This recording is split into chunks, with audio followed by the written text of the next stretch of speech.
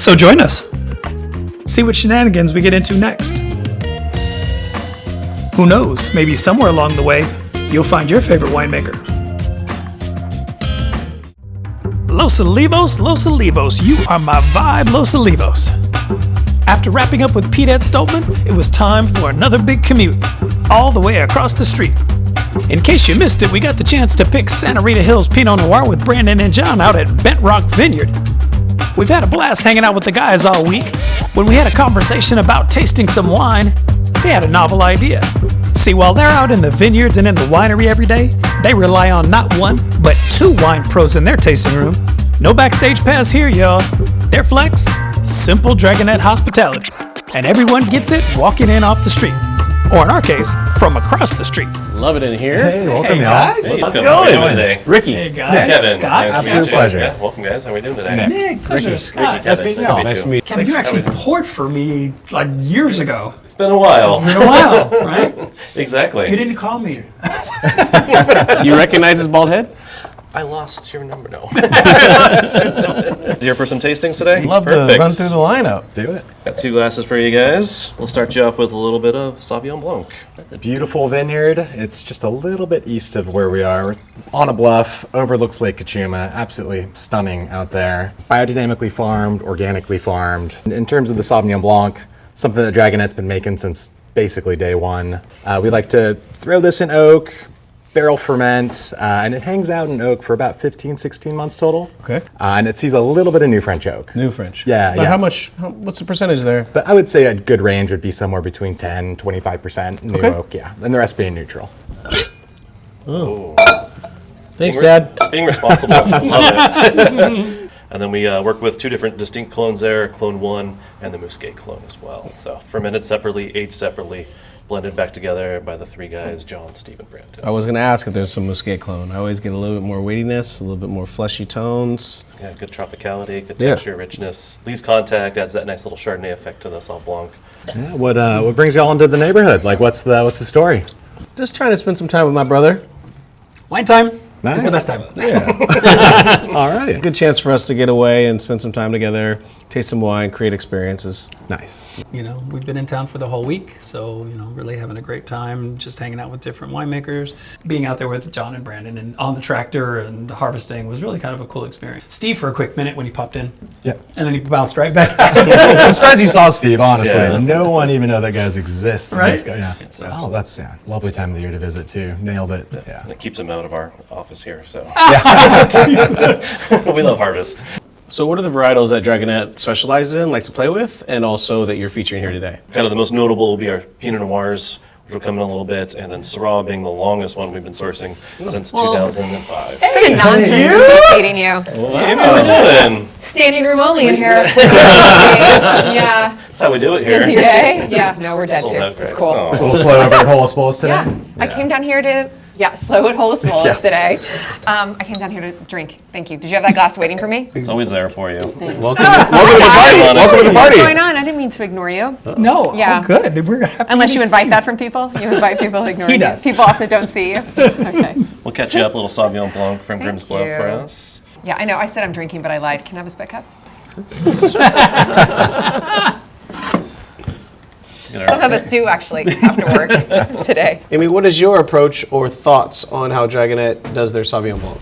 I hate Sauvignon Blanc. Full transparency. I really hate Sauvignon Blanc. So Brandon and I talk about this a lot because he will bring Sauvignon Blanc purposefully over to my house to try to prove me wrong. But the only Sauvignon Blanc I actually like is Dragonette. Oh, okay. I know, because I feel like it's like restrained. It's not over the top where so much California Sauvignon Blanc can be, but it has a kiss of oak. I like a little sexy kiss of oak on things. Like, go away, Sancerre. I would have not guessed that from you. I know, but I do. Very good. Ooh, tangy. One of the stones that is found on the vineyards out there, so you can visualize something. They've removed quite a few tons of this to make way for the vineyard, and they have a little bit of a rock pile at the southern end of the vineyard. You can go by and grab some rocks if you're on a visitor tour there. It's like a pumice stone that I have to clean the tiles in the pool. That looks like a Tyrannosaurus egg. That's our dinosaur. Is that space movie with Tim Allen and Sigourney Weaver?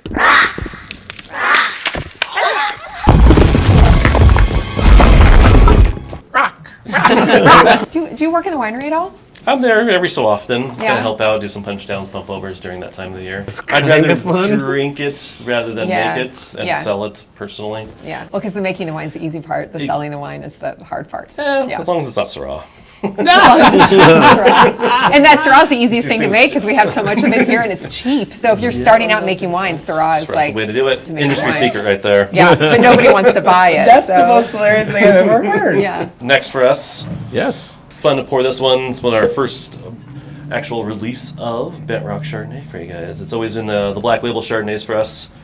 But this year we decided we had enough to make about 70 cases worth to pour for everybody. This is a third new French oak. Okay, is this the DE? That's the D. Yeah. Feel this. I love this. Are you ready? Are you ready? Yes. Yeah. I know, you're like, Right? oh! It's so light. It's like you can't throw that dinosaur egg, but you can throw DE at each other all day and not cause a lot of damage. Couldn't do chops. Diatomaceous. Carry on. Sorry. No, it's like That's an industry word, sorry. it's just like a piece of chalk. Exactly. Except for it's made of silica, not calcium. So it's the diatoms and algae is settled to the seafloor, millions of years worth of sediment for that. Is that what Nick So- writes on the board with up here? It should be. That'd be actually pretty cool. At the end of the day, we are a product of our environment, meaning the grapes. So, more sugar you get on the grapes, the more intensity, more concentration you're picking up. So the logo here is what we refer to as our alchemist symbol. Reminds us of a D and a C for Dragonette Cellars.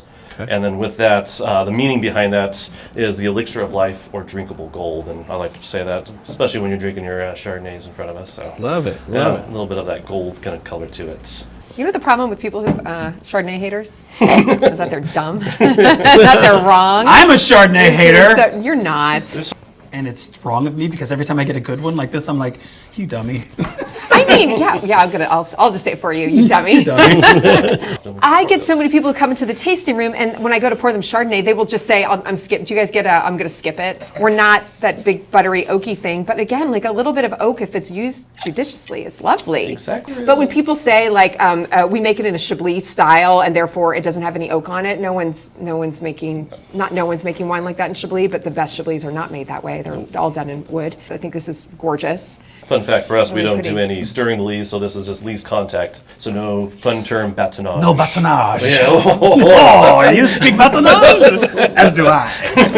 Well, it's also good. easy for you to say because I've had your Chardonnay and it is stupid, ridiculous good. Thank you. Let's talk Chardonnay. No grape in American wine carries more love. And hey, some people are all Chard all the time while others are a hard pass because it's likely buttery airport lounge juice. I feel about Chardonnay about the same way Miles and Sideways felt about Merlot. Funny thing is, Miles actually loved good Merlot, as I love good Chardonnay. What we both hate is mass-produced, market-tested, soulless wine pretending to be something special. Hear my words. Chardonnay is not the problem. It's an industry problem. A problem with exposure and education. On the surface, Chardonnay is a neutral grape that gets its personality from the vineyard, the climate, and the winemaking. And done right, Chardonnay can be electric. Pour me something from Dragonette or Holus Bolus, or some of my faves like Tyler, Arnott Roberts, or Walter Scott. My response to someone pouring me mass-produced Chard? In my best Miles impersonation, I ain't drinking no fucking Chardonnay. Well, I got some Pinot Noir next for us, yes. We went from the Bentrock Chardonnay to the Bentrock Pinot Noir. Nice. I love how you're just teasing me with a good time. You're like, let's go from yummy to yummy. I know this is really fun for me since we're about to pick our first vintages of Pinot Noir and Chardonnay from Bentrock. This will be really great. Another fun with this, Chardonnay does really well due to the limes, to the diatomaceous rich soils. Again, about 30% new French oak, and then very little whole clusters used across the board. It's so spicy. It is. It's delicious. Yeah. Seeing Bentrock for many years in your tenure here, do you notice a lot of vintage variation? For Dragonette's eyes, when we're talking about wine here, we want to make a wine of the vintage. We make blends every year of the vintage. So 21 being one of the better vintages we've had. In terms of better, meaning a little bit more longevity, a little more structure, or something, a little more guts to lay down. Where then we have our 22 vintage you guys are having now. Pour this, pop it, it's ready to drink now. It's about 1.5 years in bottle. Whereas the 23 vintage we're releasing soon here is going to be one of those ones that's built for the cellar. It's a beautiful bottling. It is. Thank It's you. delicious. Amy, you mentioned that it was spicy. I thought the same thing. Can you reach into that deep wine brain of yours and help me understand why it's spicy? Because Well, usually we associate that with whole cluster, but you said there's not much whole cluster on this at all. And barrel, what's the barrel? We use about 30 to 40% new French. Yeah, so that's varies, nutmeggy yeah. and spicy. in the winery, it was what, a quarter of it was? A quarter of the Bentrock fruit was whole cluster? Yes. Yeah, and that's vintage to vintage variants. You have Brandon, John, literally taking clusters out of the bins, chomping on them, chewing on them, figuring out the tannins, looking for lignification of the stems in between the grapes. We did it. Oh, you did it. We were totally chewing stems, and I'm like, why are we chewing these things? Brandon got you to do that. All right. Yes. Oh, the little fun pleasures we have while winemaking. That is beautiful. a delightful wine. Thank That was you. Yeah, amazing. I love, like you said, the spice notes are delicious on that. And then we'll move into a vineyard that has been near and dear to Dragonette Cellars for quite some time, the Fiddlestix Vineyard. This is where John Dragonette actually learned how to make wine and apprenticed on the property with a very famous winemaker there and owner, Kathy Joseph. He didn't even mention that when we were out there. No, I don't think he that's did. why you come to the tasting room and talk to the people on the ground Who floor. actually knows something about the wines. Exactly. That's why we're here. We knew those guys were holding out. The Fiddlestix Vineyard, a little bit more clay-based, a little bit more new French oak, about 40% every year. This can carry a little bit more whole cluster every vintage as well. And then we see the Dijon clones as well with a Pommard clone mixed in. 22 being a year of the heat wave, a little bit lower alcohol this year. It's a little bit brighter, a little bit more kind of zippy acidity and more focus to the palate this year, which is kind of fun. I call our Fiddlestix Light. All right, so we're moving into the world of Syrah, arguably the most well-suited varietal for our region. Warm, cool expressions. This will be more of the moderate expression out of the Ballard Canyon. But this is 100% from the Stolpman Vineyard. I've been sourcing this vineyard for quite some time now, for at least 10 years. John was a great friend of Ruben Solorzano there, so. FBR, baby.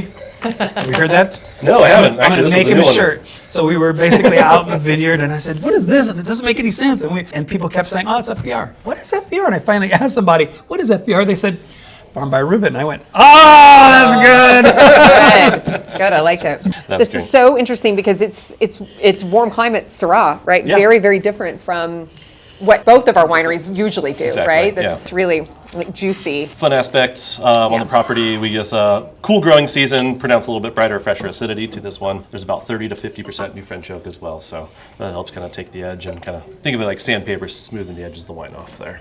Where are we doing dinner, maybe? Bar La Côte.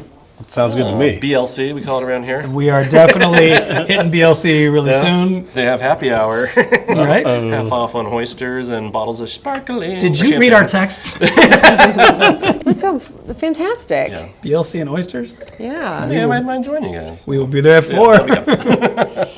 I actually don't mix going out with people in the tasting room, so sorry about that. Oh, really? I'll just let you know now. So I should stop stalking you on Instagram. Yeah, right. Do you ever have customers ask you to join them for dinner? It happens quite often. I've never had anyone ask me to go to dinner. Is this say something about me?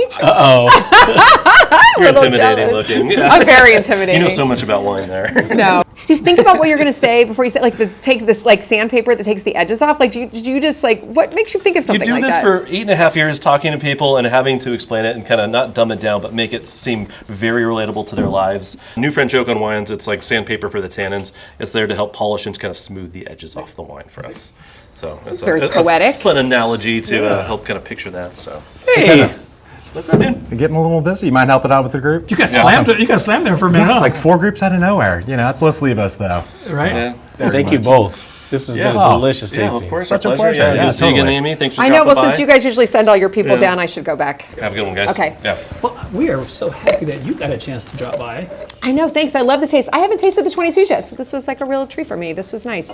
It's really nice for me to be able to taste it because it was a super challenging vintage. And it just goes to show that, like, great winemakers can make great wine even in very difficult vintages. So I love my friends here. I'm glad I got to taste. Bye. Thank you. Thank you so much. So nice to see you. Can't wait to taste it with you Oh soon. my gosh, so nice to meet you. You too. Thank you. Thanks, guys. Have a a great safe day. trip home.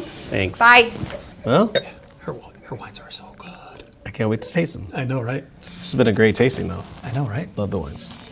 The last time I was here, I was blown away just like today. It's time for oysters and champagne, buddy. Real talk. Oh my God, that's gonna be so good. While stepping down the steps from Dragonette, I realized just how much can happen within a few short blocks in a small town. Across the street, Amy Christine is walking back into her tasting room. By the way, Amy's husband Peter was the assistant winemaker at Stolpman for years. It was Pete Stolpman who suggested the guys from Dragonette move into the tasting room we just left.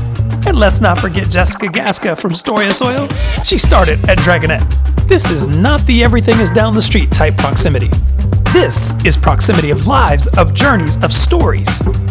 It is this proximity, this interwoven small town magic, that is the fabric that makes Los Olivos, Los Olivos. Now, champagne is not just for special occasions, but in this case, we are definitely celebrating because this marks another series in the can for us.